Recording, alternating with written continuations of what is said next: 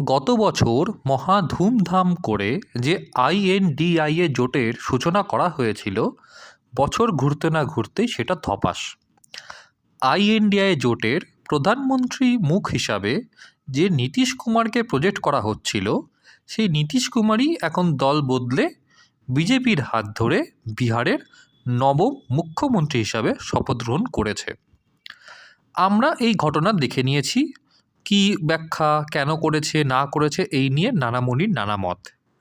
কিন্তু আজকের এই পর্বে আলোচনা করব এই যে আইএনডিআইএ জোটের অন্যতম প্রধান মুখ, বিহারের সুশাসনবাবু নামে পরিচিত নীতিশ কুমার ঠিক কেন বিজেপিতে এলো, তার একটা ক্রোনোলজি, এবং বিজেপি তাকে কেন আবার তাদের সাথে দলে নিল।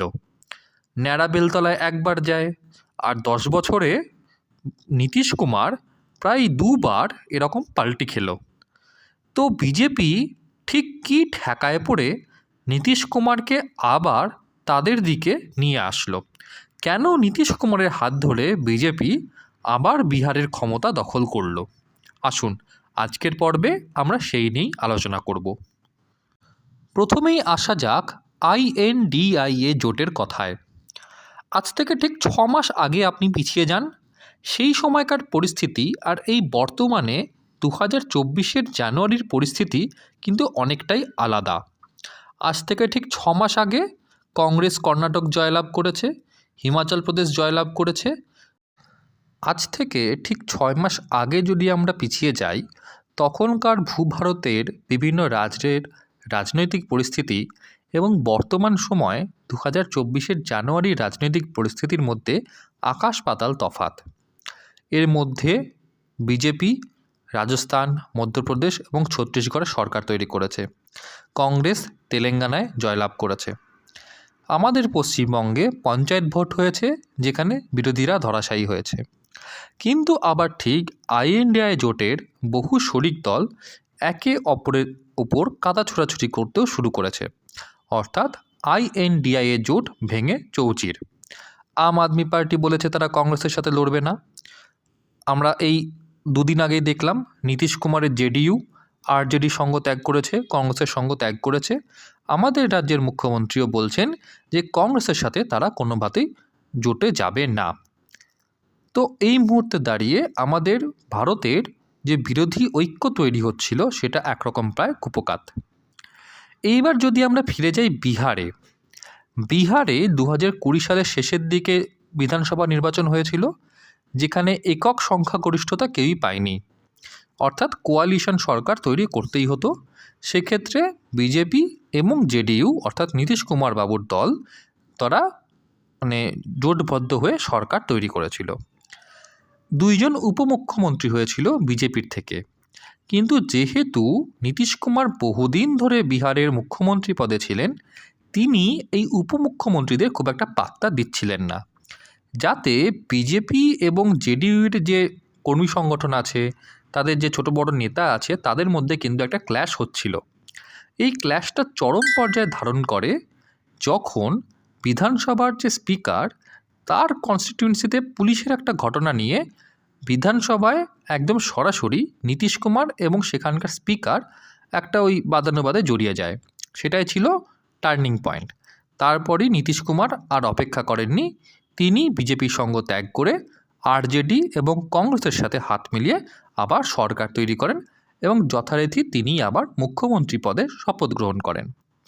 তারপরেও কিন্তু অনেক ঘটনা ঘটেছে, যেগুলো আমাদের পশ্চিমবঙ্গের বহু দুঁদে সাংবাদিকও ধরতে পারছেন না। আসলে বর্তমানে আমাদের ইউটিউবে এমন একটা ব্যাপার হয়ে গেছে যে টিকে থাকতে গেলে সবাইকে দিনে 3টে থেকে 4টে কন্টেন্ট তৈরি করতেই হবে। তাই সবাই একটা ভাষাভাবে যা ঘটছে সেটাকেই চালিয়ে দাও। তার ঠিক পেছনে কী ঘটনা ঘটেছে, 2-3 বছরের অ্যানালিসিস, ক্রোনোলজি, এসব কেউই বলতে চায় না। আমি এই পর্বে চেষ্টা করব আপনাদের সামনে এই গত 2-3 বছরের একটা কার্যনির্বাহ বা একটা যে ঘটনাপঞ্জি, সেটা আপনাদের কাছে তুলে ধরার।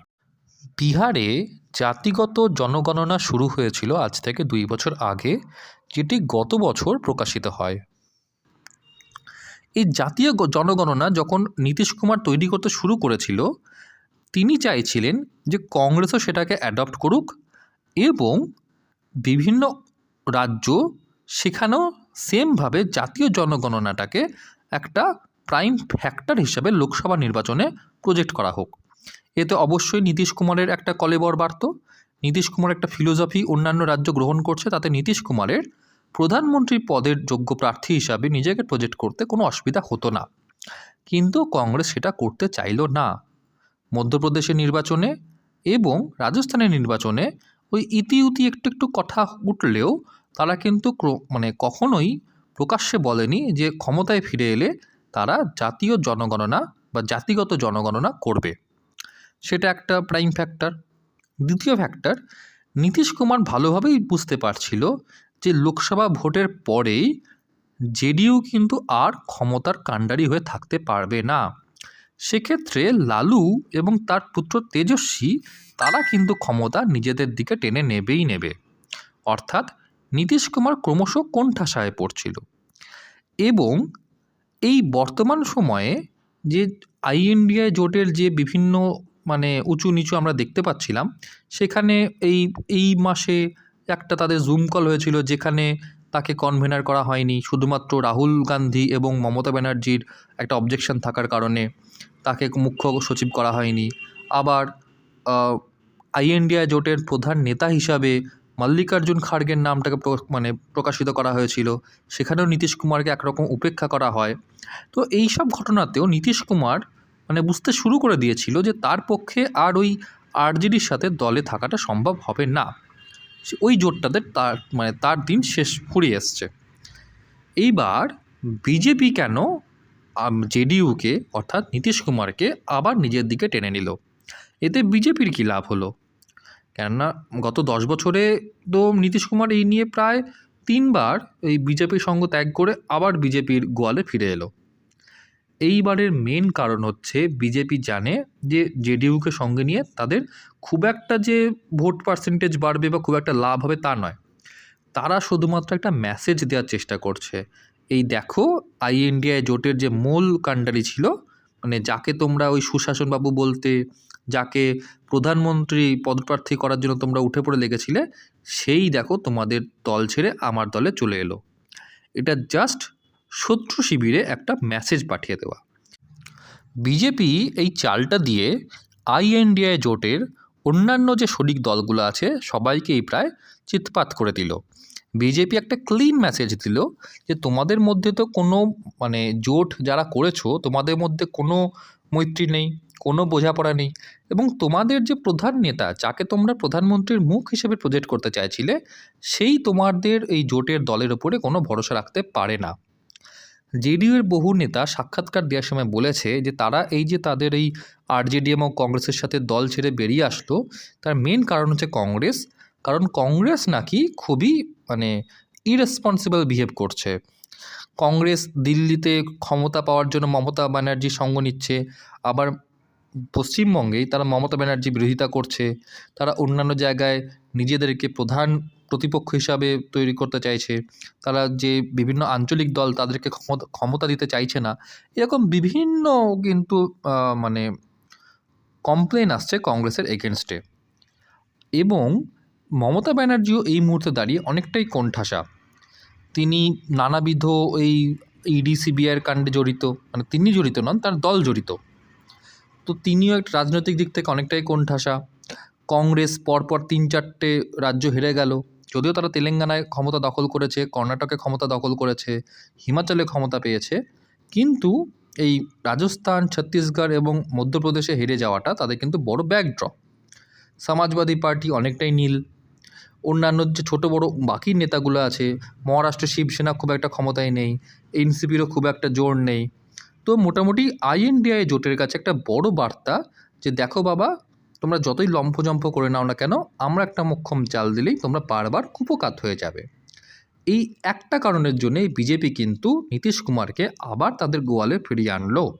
এবং ওই নীতিশ কুমার নিজেও জানে, বিহারের সবাই জানে যে নীতিশ কুমার হয়তো আর বেশি দিন হলেও 2 বছর মুখ্যমন্ত্রী থাকবেন। তারপর নীতিশ কুমারকেও সময় বুঝে ঠিক ছেড়ে ফেলা হবে। সেটা একমাত্র সময়ই বলবে। যতদিন সেটা হচ্ছে চলুন আমরা ওয়েট করি। নমস্কার। এই রকমই আরও তথ্যচিত্র পেতে আমার চ্যানেলটি লাইক, সাবস্ক্রাইব ও শেয়ার করুন। ধন্যবাদ।